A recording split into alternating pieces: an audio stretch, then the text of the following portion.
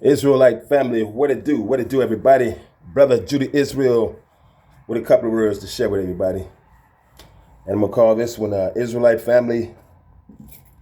Esau taught the nations how to kidnap, rape, rob, and steal, and slander the Israelites while they're doing it. So you got all this stuff that's going on in this country right here. You know, ICE trying to clean it up from coast to coast, root out all the illegals and criminal immigrants and stuff. And then you got, in a state like Minnesota, you got state officials, city officials inciting the people. And a lot of those people who are inciting, you know, this agitation against the ICE officers are not even from Minneapolis. Governor Tim Walz, you know, orchestrated this, you know, this mob to go against the federal ICE agents so they can't do their job. You know, it's because he has a lot of dirt that he don't want discovered. Same with the mayor of Minneapolis. Same with Ilhan Omar, Congresswoman. And they are the leading crooks, the leading criminals in this state. Trying to interfere with ICE, trying to root the illegals and criminals out of the entire nation. They're doing it in other states, but Minnesota is the state that's giving them the most problems because the city and state officials, their hands are dirty. And like I said a few videos ago, family, they're going to arrest somebody who has something to do with all that money being stolen. Like 17 billion now they're talking about over a period of a lot of years. I said that they was going to arrest somebody and that person was going to start singing on these political officials. And they already had a person in prison. This woman called Amy Bach, who was arrested and sent to prison for her part in the fraud of the Feeding Our Future. You know, supposedly been feeding thousands and thousands upon children, and they was getting money to do that, but they was pocketing the money. Her and about 78 Somalians are in prison for that right now. That was the $250 to $280 million that was stolen from during the COVID period. And so during that same period, Ilhan Omar and her husband had about $42 in their account. And then the next year they ended up with close to $30 to $44 billion. So, you know, and there's been a lot of talk about that. And so, you know, hopefully the federal officials and the president will cause them to be indicted before a grand jury, and they're going to have to explain where they get all that money from. So it's time to get to the bottom of some of this stuff instead of just talking. You know, hopefully they can, you know, bring some of these people to justice because of you, family, or me, you know, commit crimes. You know, we go to jail and get sent away if we found guilty. And, you know, the laws that the politicians make, you know, they shouldn't be above the laws that are made. You know what I'm saying? They should apply to them, too, when they do wrong and get caught in it. You know, and then you got some people saying, well, I can't say for sure. There's no proof that they took part in the fraud. I mean, come on now. I mean, how long time people accumulate that kind of money if they either selling drugs or doing something illegal? Because your account is not going to build up like that just being a politician. That ain't happening. You know, and then Ilhan Omar's husband, you know, he had supposed to have some kind of like wine distillery business out in California. And it said that it was about worth $15,000. And then they might have had $1,000, you know, toward that, you know, as far as money they're supposed to have made. And then you got one of these guys, a content creator, you know, he investigated that so-called wine distillery business that they got in California. And he called it, and nobody never answered the phone. Went out there to California. It's some building, but it doesn't say wine distillery at all. And so this is just some kind of website that Ilhan and her husband set up, you know, on social media, pretending that they have a wine business.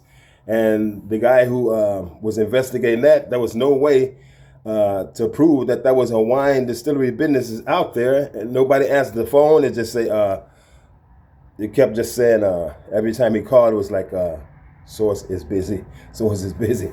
So there's no proof that even a wine distillery business is out there. If they done made $5 million, just like that, it should be a lot of people transacting businesses with the company if they're making so much money. But it was nothing out there, an empty parking lot.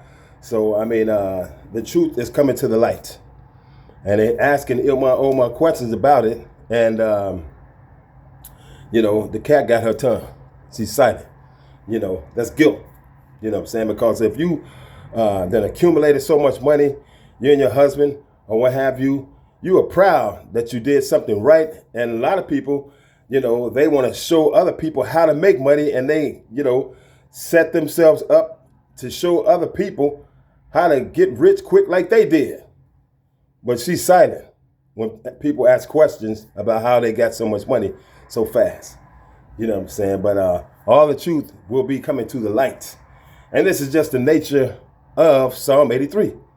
Kidnap, rape, robbing, and stealing, and slandering Israel as they doing it. I got a couple short videos, family. Seem like I'm kind of rushing because I have some stuff to take care of with my family, And I just figure I got a few minutes I can share with you guys what I recorded earlier. And the lady who's in prison now, she's starting to talk. Amy Bachman, who got arrested for that Feeding Our Future. And she got some years in prison, and she's starting to talk. Okay, I got one video here I'll share. Woman convicted of fraud for taking taxpayer money that was meant to feed hungry kids. But listen to this. Bach tells me the real issue here is the state of Minnesota, which she says kept giving scammers your taxpayer money even after they were flagged as fraudsters. I have to believe that the governor's office and Keith Ellison's office were aware of this. They've said they were involved in helping the FBI. They've said they were made aware. But apparently I'm scary, so they couldn't do anything. So Bach ran this nonprofit called Feeding Our Future. You might have heard of it. It was one of dozens convicted in this $250 million scam. You can see her mugshot there. Prosecutors say this group set up sham restaurants. They pretended they were making these meals. They got paid by the state for those meals, but they just pocketed the cash. Bach, who's looking at 30 years behind bars, tells me the state signed off on those businesses, not her. It all went through a process. They were all approved, they were all paid by the state, yet all the fingers are being pointed at me. And it's not just Bach. Whistleblowers told a congressional committee Minnesota Governor Tim Walz and Attorney General Keith Ellison there ignored warnings for years as millions of dollars and millions were stolen on their watch. Congress is investigating a long list of massive fraud schemes in the state. It's hard to keep up. Prosecutors say it's led to at least $9 billion in fraud data and counting. Congress also asking why the Attorney General there would meet with a group of Somali fraudsters, which were under FBI investigation in 2021. The group can be heard in an audio clip given to us by Bach's lawyer, offering to donate to his campaign if he can help them get their funding flowing again. Ellison denies any wrongdoing here. He slammed Bach in a statement to Fox, calling her a liar, a manipulator, adding now she's on a media tour to deflect her guilt onto others instead of finally taking responsibility for this fraud scheme that she ran. So we reached out to Governor Walz too, Dana. He didn't get back to us. House Republicans say it's just getting started. They want to subpoena Walz and Ellison because they say they're responsible for ripping off American taxpayers. They want to subpoena Walz and Ellison. Ellison being the Attorney General. You see, it ain't that Amy Bachman is trying to just blame somebody else and not take responsibility. No, she's in prison now. She's like, what do I have to lose? They out there, they got their freedom, and she's singing. She's singing. And that just goes along with the scripture that says, all things done in secret shall be revealed. There's nothing done in the dark. All things done in the dark shall be brought to the light. Not verbatim, but to that effect. You know, everything done in the dark will be brought forth to the light. All things done in secret shall be revealed. But this is their nature. You know, Psalm 83, this is their nature. You know, but they slander the Israelites to the world Make it like we're the baddest people, the wrongest people, the craziest people, the crookedest people on earth. No, but they are the ones. They slander us, but they are the ones who are guilty of the world being in the situation that it's in right now. America is what, $38 trillion and counting in debt?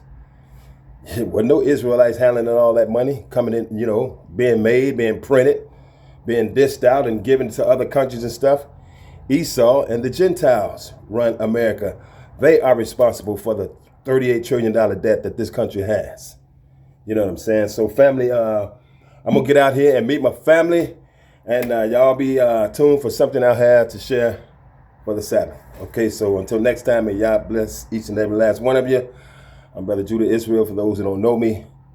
So until next time, peace, one love, and shalom.